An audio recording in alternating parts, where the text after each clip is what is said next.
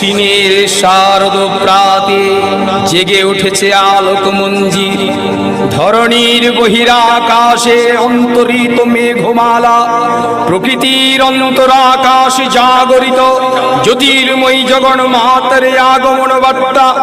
আনন্দময়ী মহামায়ার পদধ্বনি অসীম ছন্দে বেজে ওঠে, রূপলোক ও রসলোকে আনে নবভা মাধুরী সঞ্জীবন।